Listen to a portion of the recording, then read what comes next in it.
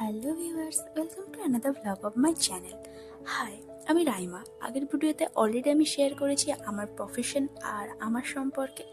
আজকে আমি শেয়ার করব আমার ইনস্টিটিউশনের সম্পর্কে।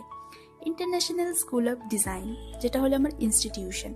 এটা বেসিক্যালি একটা ডিজাইনিং বেসড ইনস্টিটিউশন, যেখানে ডিজাইনিং 3টে ডিপার্টমেন্ট আছে: ফ্যাশন, গ্রাফিক্স আর ইন্টেরিয়ার।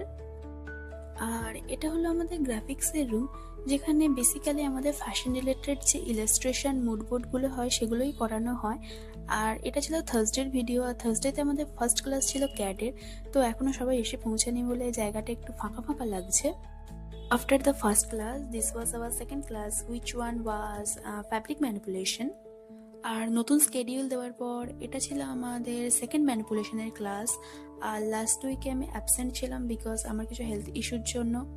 তো আমার সেদিন ক্লাসের কাজগুলো পেন্ডিং রয়ে গেছে, সেগুলোই আমি আজকে করছিলাম। আর যেহেতু আমি লাস্ট ক্লাসে অ্যাবসেন্ট ছিলাম, তাই আমার ফ্রেন্ডসরা আমাকে গাইড করে দিচ্ছিল যে কি করে করতে হবে। তো এই প্লেন ফেব্রিকটা কেটে নেওয়ার পর এটাকে প্রথমে প্রেস করে নেব। শুধু এই প্লেন ফেব্রিকটার জন্য না, যে কোনো ফ্যাব্রিক কোনো কাজ শুরু করার আগে প্রেস করে নেওয়া উচিত। তার কারণ একটাই, এতে প্রচুর না প্রেস করলে প্রচুর ক্রিজ চলে আসে, যার জন্য মেজারমেন্টের প্রচুর গন্ডগোল হয়ে যায়। প্লিজ, আমি এখানে অনেকগুলো রুলার টেনে নিয়েছিলাম। রুলার টানার তেমন কোনো কারণ নেই, যাতে স্টিচিংটা সোজা হয় সেই জন্যই।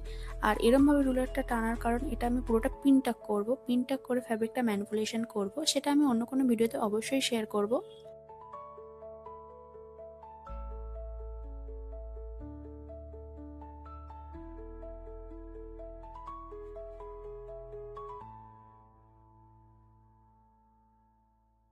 আর এটা না আমাদের ফ্যাশনের রুম, হ্যালোইনের জন্য এটাকে এরকমভাবে সাজানো হয়েছে। এগুলো সমস্ত কিছু খুলে দিলে নেক্সট কোনো ব্লগে অবশ্যই আমাদের ফ্যাশন রুমটা কেমন দেখতে সেটা শেয়ার করব।